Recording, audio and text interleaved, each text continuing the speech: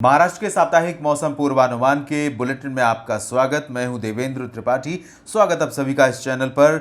और बात करेंगे 12 जून से लेकर 18 जून के बीच महाराष्ट्र के अलग अलग भागों में संभावित मौसम की। मॉनसून ने संपूर्ण महाराष्ट्र को कवर कर लिया है। समय से पहले ही मॉनसून महाराष्ट्र के लगभग सभी शहरों पर पहुंच चुका है और मॉनसूनी बौछारें महाराष्ट्र के अधिकांश शहरों में शुरू भी हो गई हैं। इस बीच आपको बताएं कि 1 जून से लेकर 12 जून के बीच महाराष्ट्र के अलग अलग भागों में किस तरह की बारिश दर्ज की गई है। कोंकण गोवा में इस दौरान सामान्य से 84% अधिक वर्षा रिकॉर्ड की गई है, जबकि मध्य महाराष्ट्र के क्षेत्रों में 32% अधिक वर्षा हुई है और 71% ज़्यादा बारिश हुई है मराठवाड़ा में, जबकि 140% अधिक वर्षा महाराष्ट्र के विदर्भ रीजन में दर्ज की गई है।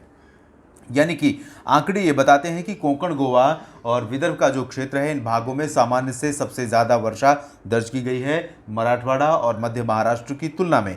और इस सप्ताह की अगर हम बात करें तो पूरे सप्ताह भर कोंकण गोवा और विदर्भ में व्यापक वर्षा के आसार हैं। मराठवाड़ा और मध्य महाराष्ट्र क्षेत्र में भी बारिश होगी, लेकिन अपेक्षाकृत इन दोनों रीजन के काफ़ी कम वर्षा की संभावना इन दोनों अंदरूनी इलाकों में है। कोंकण गोवा में जो बारिश होगी उसकी तीव्रता कई जगहों पर बहुत व्यापक हो सकती है, यानी एक्सट्रीमली हैवी रेन हो सकती है। मुंबई में जिस तरह की बारिश जून और जुलाई के महीनों में आमतौर पर याद की जाती है, वैसी वर्षा की संभावना इस समय बन रही है और मुंबई के दक्षिण में अपेक्षाकृत ज़्यादा तेज़ वर्षा के आसार हैं। उम्मीद यह है कि अलीबाग से लेकर सिंधुदुर्ग, रायगढ़, रत्नागिरी, इन सभी जो रीजन है, दक्षिणी शहर हैं कोंकण गोवा के, इन भागों में अपेक्षाकृत ज़्यादा वर्षा दर्ज की जा सकती है और बहुत इलाकों में बाढ़ जैसे हालात पैदा हो सकते हैं। वाटर लॉगिंग से सामान्य जनजीवन यहाँ पर अस्त व्यस्त हो सकता है। फसलों को और फलों के बागों को व्यापक नुकसान भी पहुँच सकता है, ऐसी आशंका नज़र आ रही है।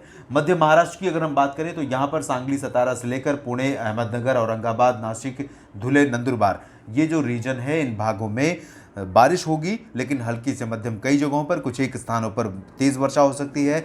मूसलाधार बारिश पूरे क्षेत्र में फिलहाल पूरे सप्ताह संभावित नहीं है, लेकिन सॉरी, क्योंकि जो कोंकण रीजन है वो मध्य महाराष्ट्र से बिल्कुल सटा हुआ रीजन है। इस वजह से कोंकण गोवा में होने वाली लगातार भारी वर्षा का जो इम्पैक्ट है वो नासिक से लेकर पुणे, सांगली, सतारा, कोल्हापुर, सोलापुर, इन सभी शहरों पर कई बार देखने को मिलता है। तो यहाँ पर जो पहाड़ी इलाका है इस रीजन में, उन भागों में कई जगहों पर बहुत व्यापक वर्षा के कारण सामान्य जो जनजीवन है वो अस्त व्यस्त हो सकता है। और तेज़ बारिश की स्थितियों में अगर आप नदियों के आसपास हैं या पहाड़ों और झरनों के आसपास से होकर गुजर रहे हैं तो ऐसे में आपको निश्चित रूप से सावधान रहने की ज़रूरत है, क्योंकि आप जानते हैं कि ये जो रीजन है वेस्टर्न घाट का और यहाँ तक कि मध्य महाराष्ट्र का भी कई इलाका ऐसा है जहाँ पर बहुत व्यापक वर्षा कई बार जानलेवा साबित होती है। तो इस समय यहाँ पर सतर्क रहने की ज़रूरत होगी।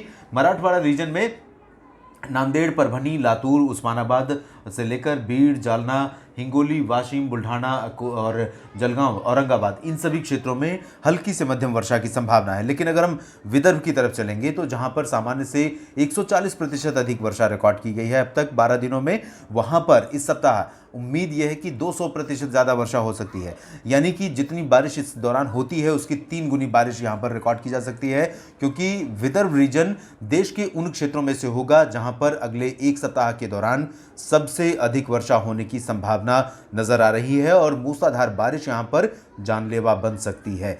बारिश के साथ बादल फटने की घटनाएं हो सकती हैं, ओले गिर सकते हैं, कई इलाकों में लाइटनिंग स्ट्राइक की बड़ी गतिविधियां हो सकती हैं और तूफानी रफ्तार से हवाएं चल सकती हैं। तो विदर्भ का जो रीजन होगा यहाँ पर मौसम बिल्कुल साइक्लोनिक स्टॉर्म के अटैक जैसा होगा। तो यहाँ पर भी लोगों को बहुत एहतियात बरतने की ज़रूरत होगी और सतर्क रहना होगा। वर्धा, यवतमाल, नागपुर, भंडारा, गोंदिया, चंद्रपुर, गढ़चिरौली और इन सभी क्षेत्रों में, लेकिन जो ज़्यादा संभावना है वो नागपुर, वर्धा, अमरावती, यवतमाल और भंडारा, इन सभी क्षेत्रों में है। इन भागों में आप सतर्क रहिए, सुरक्षित रहिए, मौसम की स्थिति को देखते ही घर से बाहर निकलें।